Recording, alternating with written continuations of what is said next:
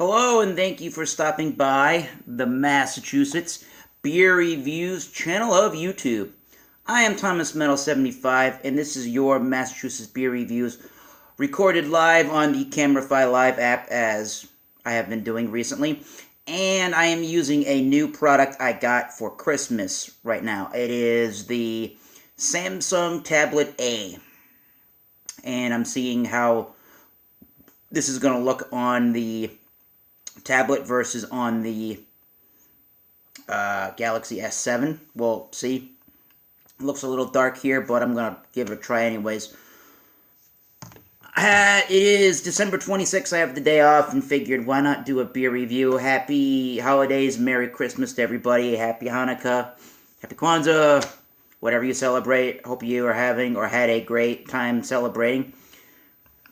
And I didn't want anything too heavy or crazy right now at a little after 2 in the afternoon, so I am going to try the Jack's Abbey in a can, in a 16-ounce can.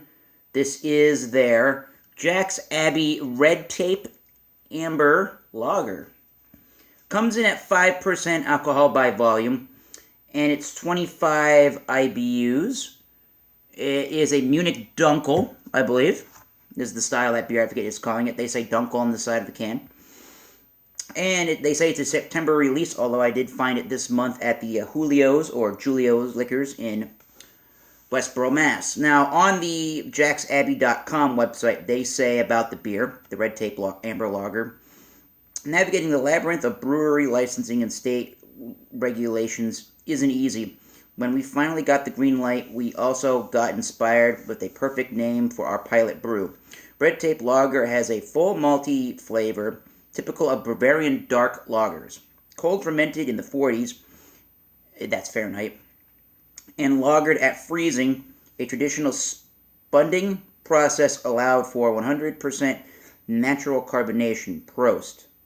And right now it's getting an 87, only at 34 written reviews, or just 34 reviews overall on Beer Advocate.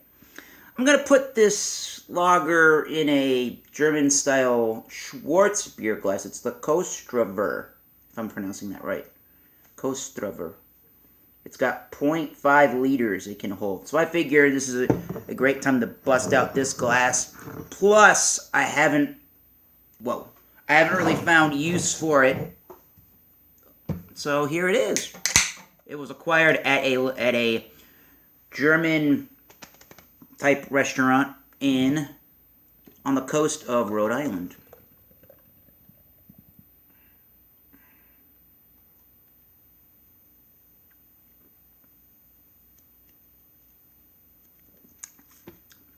The whole contents of the can are not in here, as you can see, reasoning being very large amount of head there. Very large amount of head. I'm also going to pair this with a prime rib steak sandwich. We had prime rib for Christmas yesterday. And I have some horseradish aioli and salt, pepper, American cheese. So we'll see how that goes with this Red Tape Lager. Now, the look of this Red Tape Lager, excuse me, the look of the Red Tape Lager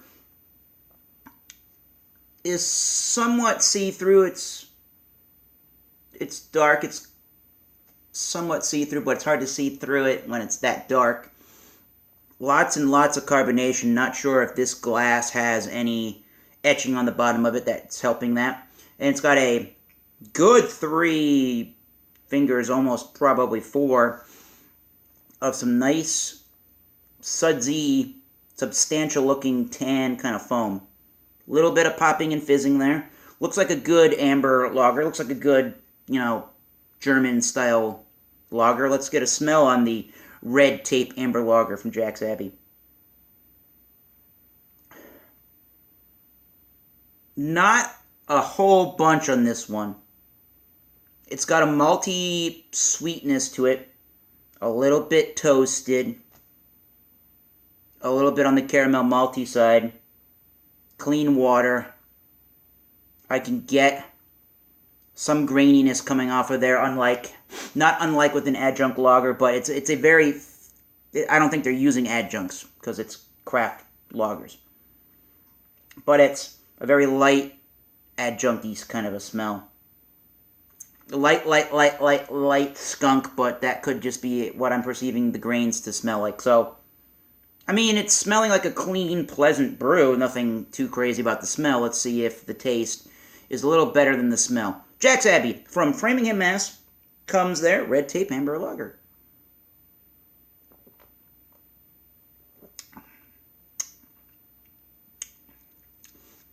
Much more enjoyable on the taste than the smell.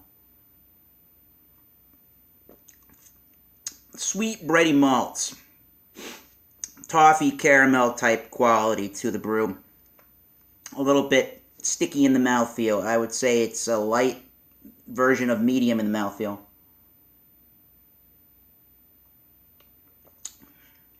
Again, caramel and toffee, and maybe even light coffee type notes. There's some roasty. Somewhere between a roasty and a toasty. Might be more of a toasted type quality. And again, I am getting that graininess towards, still in the flavor, but towards the finish. The finish is pretty dry, as one could expect a lagering style beer to be.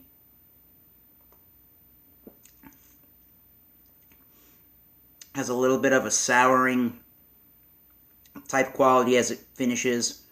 It's crisp, clean, and refreshing as all hell. This would be great in the fall time. Hell, it would be great any time of the year, really. If this was an all year round beer, could be a staple of your craft beer refrigerator if you are in the Jack's Abbey distribution.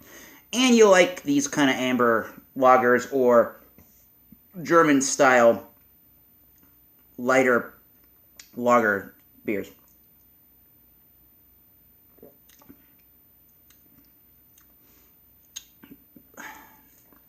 For me, personally, the 87 that Beer Advocate's giving it, I probably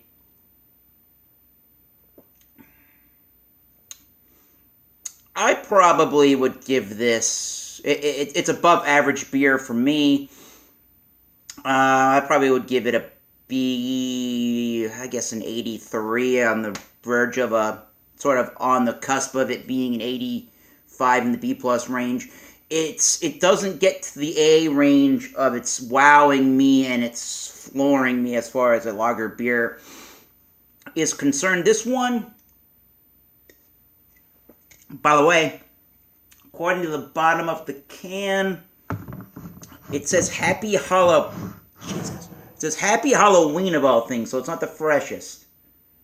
I can't understand the dating, the Julianne type code, but it says Happy Halloween, not the freshest of lagers.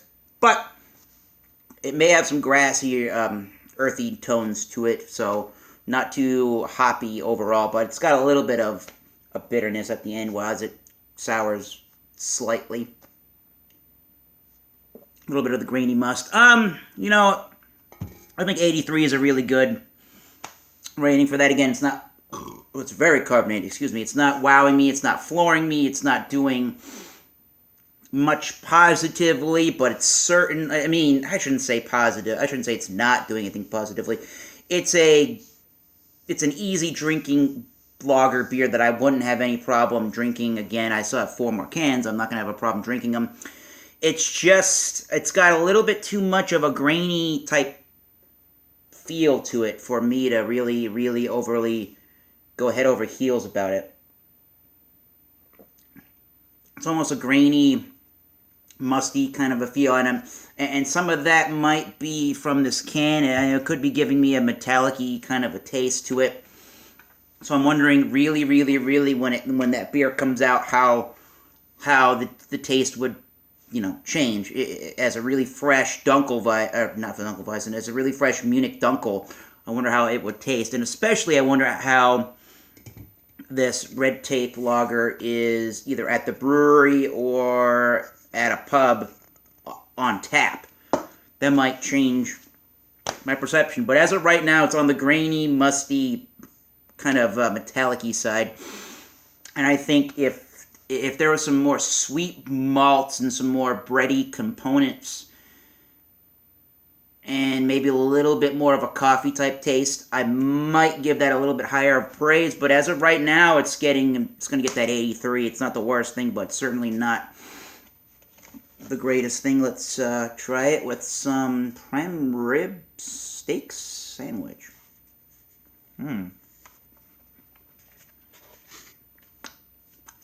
A+ on the lunch there. Prime rib, popovers, and Young's Double Chocolate Stout would be my last meal on earth if somebody had to give me one. But let's see if it goes with the Amber Lager before we sign off here, guys.